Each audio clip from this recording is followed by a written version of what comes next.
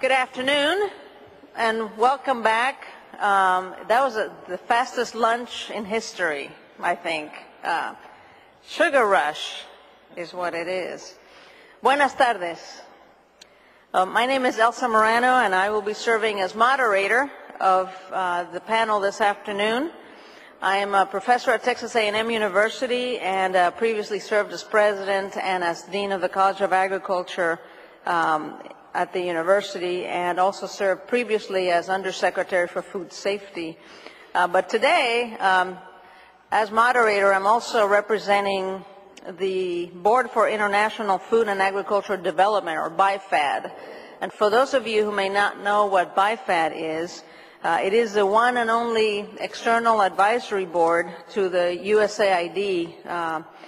It was established back in 1961 under Title 12 of the Foreign Assistance Act, and members of BIFAD, of this advisory board, are appointed by the President of the United States. So we take our jobs very seriously. Well, as you have heard this morning, agriculture development, it is without question at the crux of the food security issue.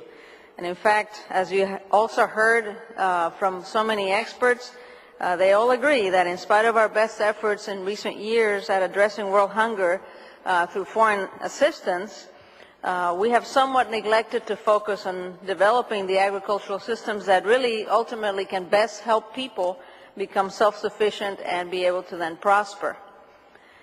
Well, it's been exciting for those of us who are members of BIFAD to hear of the continuing interest worldwide, but also the interest by the U.S. government in addressing this issue. As you heard this morning, recent remarks by Secretary of State Hillary Clinton underscore the new administration's commitment to agricultural development. And we certainly believe that if we have strategic partnerships between U.S. land-grant universities, government, private enterprise, and all of their counterparts in the region, if not around the world, is what the approach that can help us the best. Okay. Well, the presentations and the speakers that you are going to hear this afternoon during this panel, I promise you they have been carefully selected to help bring to the forefront the need for all of us to get organized in developing action plans. We heard the word action a lot this morning. Well, it comes now for us to be active and take action by developing these plans that can be implemented maybe in the next couple of years by every country in Latin America, and that way be serious, be really serious about reducing hunger in the region. Well, we have assembled a distinguished panel of speakers for you, representing universities, government, and international organizations. So first, you're going to hear from Dr. Alex McCalla, who is Professor Emeritus at the University of California at Davis. Dr. McCalla previously served as Director of Rural Development at the World Bank and as Chairman of CIMMYT. And I will tell you, he brings a wealth of expertise in food trade and economic development to this issue. After Dr. McCalla, we're going to then hear from another member of academia, and that is Dr. Ed Price, who is Vice Chancellor and Director of the Norman Borlaug Institute for International Agriculture at Texas A&M University. I don't have to tell you how transcendental the work of Dr. Borlaug has been to agricultural development, and in spite of his recent passing, Dr. Borlaug, I think, continues to be an inspiration for all of us who work in agriculture, and especially for those of us at Texas A&M University, because he called Texas A&M home for many years. Well, Dr. Price leads the Borlaug Institute at A&M, and he is following in the footsteps of the namesake of the Institute by working all over the world, teaching farmers how to use new seed varieties and implement new technologies to improve agricultural production.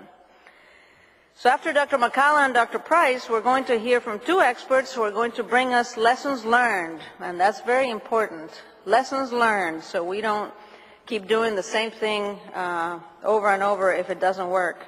But lessons learned from the experiences of two countries that have led the way in addressing food security in this hemisphere. We're going to have Daniel Gustafson, Director of the Food and Agriculture Organization's Liaison Office for North America.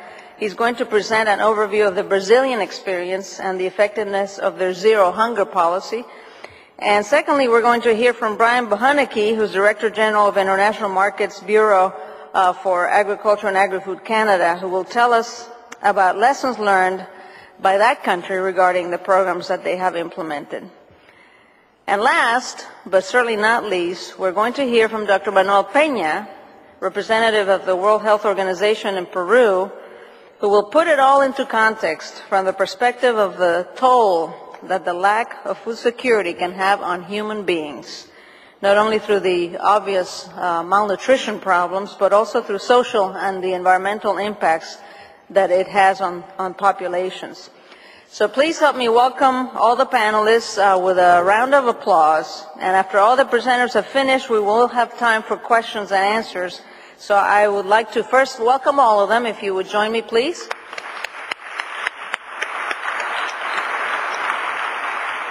And Dr. Macala, please come forward for your presentation.